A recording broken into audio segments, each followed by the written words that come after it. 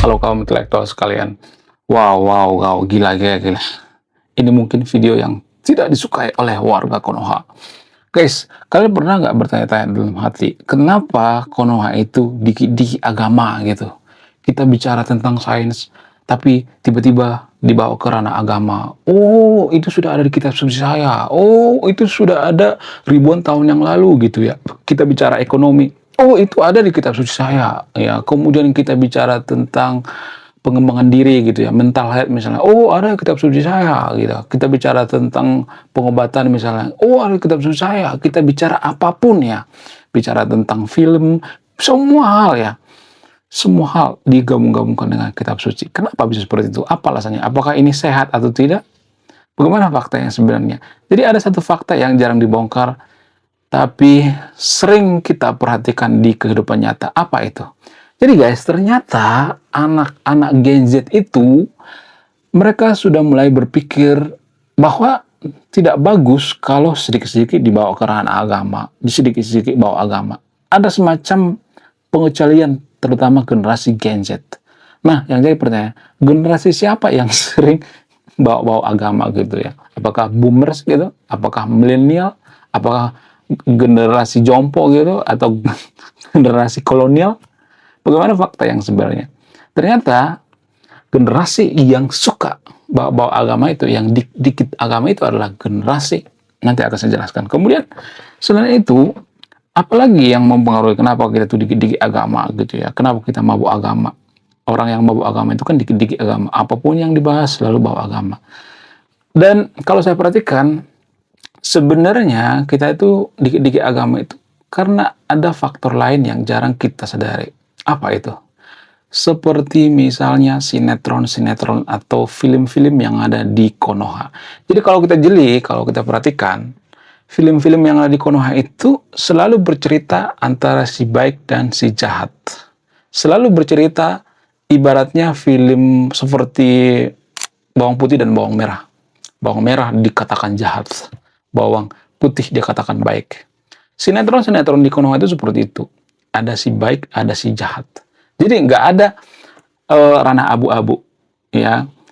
Satu suci, satu jahat. Itu terus yang berulang-ulang. Sehingga apa? Sehingga ini membentuk pola pikir kita tanpa kita sadari. Saya sebagai mahasiswa sastra, dari dulu saya sudah menyadari ini. Karena saya itu pembaca sastra ya.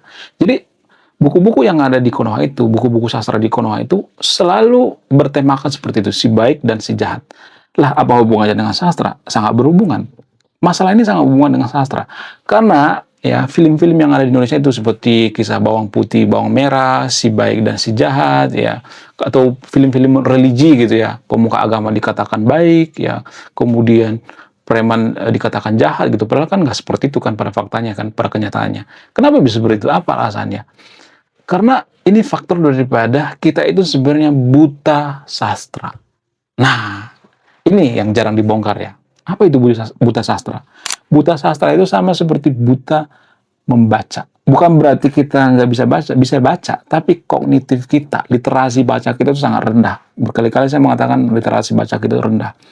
Jadi, menurut penelitian saya, ini menurut penelitian saya, dan ini juga saya tuangkan di buku saya.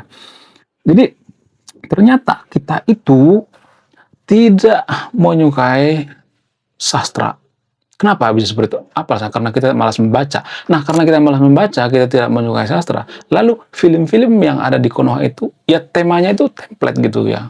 Klise gitu ya. Roman picisan gitu. Kalau nggak baik, jahat gitu. Jadi selalu ada baik dan jahat gitu ya. Oh, ini suci, oh ini nggak suci. Sehingga ini membentuk pola pikir kita sampai dewasa. Nah, yang jadi pertanyaan, kenapa kita selalu dikit-dikit bawa agama? Apa alasannya? Salah satu alasan yang paling masuk akal itu saya akan bongkar di sini. Kalau saya bongkar, ini mungkin warga Konoha banyak yang akan kejang-kejang keloncotan berjamaah. Tapi walaupun banyak warga Konoha yang kejang-kejang keloncotan berjamaah, saya akan tetap bongkar. Apa itu faktanya? Faktanya adalah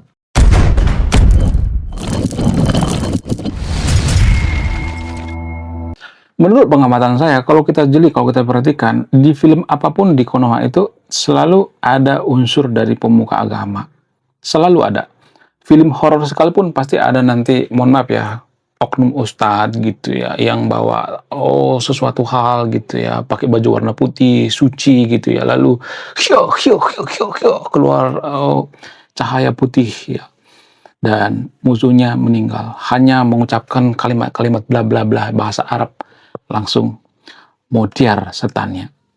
Secara tidak langsung ini adalah doktrin tanpa kita sadari. Ini adalah dogma. Ini propaganda sebenarnya.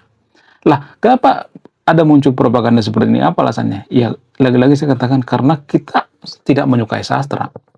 Jadi kita itu sebenarnya, mohon maaf bagian kita tuh buta akan membaca ya. Kita nggak pernah menulis, nggak pernah baca sastra ya. Lalu naskah-naskah pembuatan film itu, baik film horor kan ada naskahnya kan, seperti KKN Desa Penari dan lain sebagainya, ada naskahnya tuh ya. Jadi itu sebenarnya dipengaruhi oleh penulis.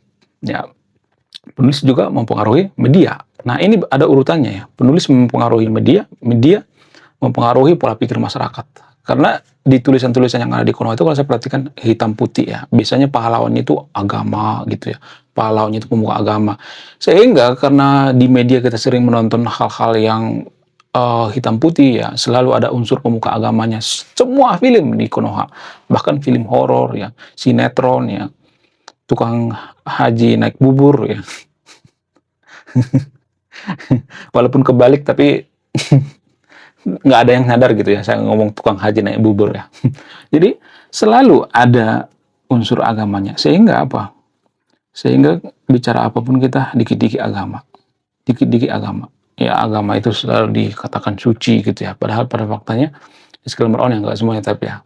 Banyak juga pemuka agama yang meniduri muridnya. Ada banyak gitu. Tapi kita buta itu karena apa? Karena dalam otak bawah sadar kita tuh berpikir bahwa ya pemuka agama itu suci. Ya gimana pun suci, karena propagandanya seperti itu dari media-media. Tontonan kita itu kan mempengaruhi pola pikir kita tanpa kita sadari ya. Kemudian selain itu, kalau kita perhatikan di negara-negara maju gitu ya, negara-negara seperti Skandinavia, Eropa dan lain sebagainya, terutama di Amerika. Amerika itu salah satu kemajuannya itu dipengaruhi oleh sastra. Lah, kok bisa? Mungkin ini sangat jarang dibongkar ya. Kenapa Amerika sekarang sukses jaya luar biasa? Apa alasannya? Karena dipengaruhi oleh media cetak. Dulu Amerika itu sangat-sangat berkembang pesat media cetak. Media cetak inilah yang mempengaruhi mereka cerdas gitu ya. Dari buku-buku ya gitu ya. Buku-buku di Amerika itu kan nggak seperti buku-buku yang ada di Konoha gitu. Buku-buku di Konoha itu kan temanya itu template banget. Si kaya dan si miskin, si jahat dan si baik gitu ya. Buku-buku yang ada di Amerika itu nggak seperti itu. Nggak hitam putih gitu. Dan inilah sebenarnya tantangan kita sebagai penulis. Karena saya penulis, saya mengetahui gitu ya. Jadi kalau saya menulis buku itu, saya tuh berpikir keras banget gitu ya. Apakah ini akan dibaca pembaca Indonesia atau tidak? Ya, apakah ini terlalu tinggi nilai sastranya atau tidak? Sementara Amerika itu ya, makanya di sana banyak pemenang Piala Nobel ya dari dunia sastra. Karena apa? Karena mereka menulisnya itu tidak template gitu ya. Ada si kaya, si miskin ya. Jadi kalau Anda baca sastra Nobel, ya kebetulan saya sekarang lagi nulis ya, nulis novel setara dengan Nobel ya. Kalau kita membaca sastra Nobel itu tidak ada hitam putih, nggak ada. Nggak ada misalnya pemuka agama suci banget, nggak ada, pasti ada kelemahannya ya. Kemudian nggak ada pahlawan yang suci banget, nggak ada kelemahannya gitu ya. Jadi bintangnya itu ya nggak dibikin seperti nggak punya itu ya, nggak punya celah gitu ya. Dan inilah yang membentuk kita berpikirnya hitam putih. Di Konoha itu kan pemuka agama itu kan dianggap suci gitu ya, nggak punya celah. Kemudian para nabi-nabi zaman dulu kan dianggap suci gitu, suci banget gitu ya, nggak punya celah, nggak punya kelemahan. Lalu ketika ada mengkritik kelemahannya, ya bisa dibunuh guys. Ada banyak tuh ya di Mesir dulu ada tuh yang mengkritik nabi tertentu di Konoha, meninggal tuh ya. Di Mesir ada tuh kejadiannya. Ya, di Eropa juga seperti itu kok. Dalam agama Kristen dulu ya banyak tuh ilmuwan-ilmuwan Kristen yang dipenjara, dipersekusi, dibunuh gitu ya. Seperti bahkan Charles Darwin sekalipun hampir gitu ya dibunuh. Kenapa bisa seperti itu? Karena Eropa juga nggak bisa lepas dari sini ya. Berpikirnya itu hitam putih. Kita harus lepas dari sini. Gimana cara melepaskan ini? Ya kita harus membaca sastra. Bukan berarti saya promo buku di sini ya, tapi kalau kita baca buku sastra di Konoha itu kan hitam putih ya. Nah inilah tantangan saya sebenarnya. Kalau saya misalnya nih nulis buku yang hitam putih sangat disukai oleh warga Konoha karena sesuai dengan selera pasar gitu. Tapi kalau saya nulis buku yang tidak hitam putih, yang ada warna abu-abunya gitu ya, yang mengkritik semuanya gitu ya, maka tidak akan disukai. Biasanya hanya pembaca luar negeri lah yang menyukai. Itulah alasannya kenapa nggak ada satupun novel yang tembus ke juara Nobel di dunia, nggak ada. Karya daripada Pramudia Anantatur, yaitu Bumi Manusia itu masih nominasi. Tapi kalau selevel Asia, dia sudah memenangkan Nobel. Tapi Nobel internasional enggak. Kalau level Asia, dia udah memenangkan Nobel ya. Bumi Manusia itu novel yang sangat-sangat luar biasa gitu ya. Tidak hitam putih gitu ya. Dia tidak menjelek-jelekan Belanda. Itu kan berkisah pada saat penjajahan Belanda kan. Dia tidak melihat Belanda itu sebagai penjajah tok gitu ya. Dan ini yang disukai oleh pembaca luar negeri. Makanya buku daripada Pramudia Anantatur ini kan dicermahkan ke berbagai negara ya. Kalau nggak salah itu 40 negara ya. Jadi kalau kita sebenarnya concern ya, atau kita menembus pasar luar negeri itu sebenarnya punya potensi yang sangat luar biasa ya, karena kita punya culture gitu. Tapi kan lagi-lagi kita malas baca gitu. Ya kita malas baca itu karena apa? Karena nggak dibiasakan dari kecil gitu ya. Kita lebih suka membaca kitab suci, itu pun kita diiming-imingi gitu ya, diiming-imingi surga supaya kita membaca. Jadi ini punya ini ya, andil ya. Dunia sastra itu mempengaruhi kemajuan suatu bangsa tanpa kita sadari. Eropa maju karena dunia sastra. Lah apa hubungannya?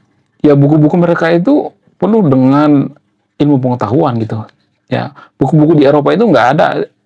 Saya tidak merendahkan kisah bawang merah bawang putih ya. Tapi itu terlalu dangkal menurut mereka gitu. Karena manusia itu nggak mungkin selamanya suci, nggak mungkin selamanya jahat gitu. Jadi mereka nggak menyukai novel-novel atau tulisan-tulisan naskah seperti bawang merah, bawang putih gitu. Sehingga apa? Sehingga sastra daripada orang-orang di luar itu ya cepat berkembang seperti di Amerika misalnya. Ya kan? Makanya kita menikmati film-film yang sangat luar biasa, box office gitu ya.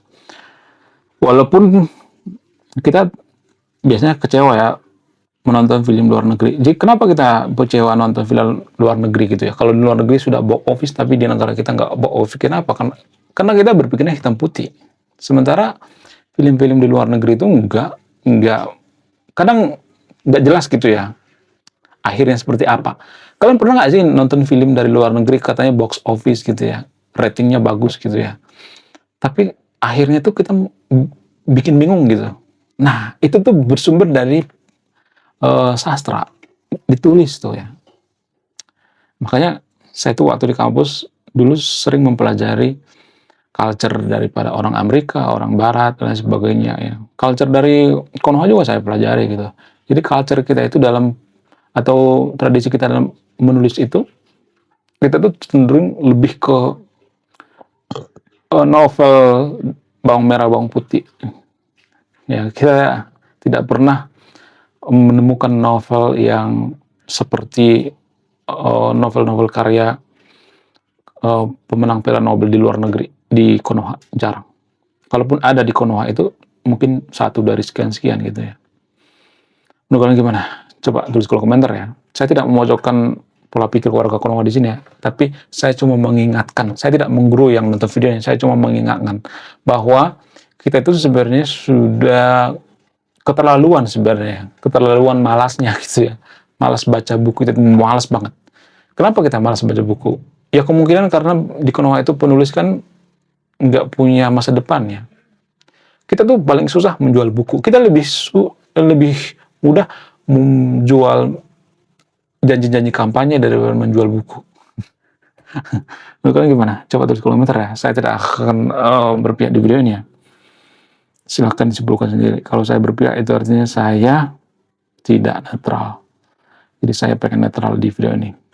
Saya tidak berpihak pada novel bawang merah bawang putih. Saya juga tidak berpihak pada orang-orang luar gitu ya. Saya tidak kebarat-baratan ya. Saya juga cinta dengan negara kita. Makanya kita harus kembali ke filosofi leluhur bangsa kita, yaitu budi pekerti luhur. Belum kita lanjut. Jadi guys, kemarin ada yang nanya, lu apa sih kontribusinya bagi negara ini? Lu cuma ngebacot doang, gak ada kontribusi. Nah, kontribusi saya ini guys ya. Saya nulis buku. Riset saya ini bertahun-tahun guys, kurang lebih 5 tahun. Jadi biaya yang saya keluarkan untuk riset buku ini puluhan juta. Namun, saya jual buku ini di bawah 100.000. Gambaran daripada buku ini tentang sisi gelap daripada pemuka agama yang ada di Konoha. Bercerita tentang culture, sisi-sisi gelap politisi, ya, dan lain sebagainya. Oke guys, sekian videonya. Terima kasih sudah menyimak. Saya kaum intelektual, salam rasional.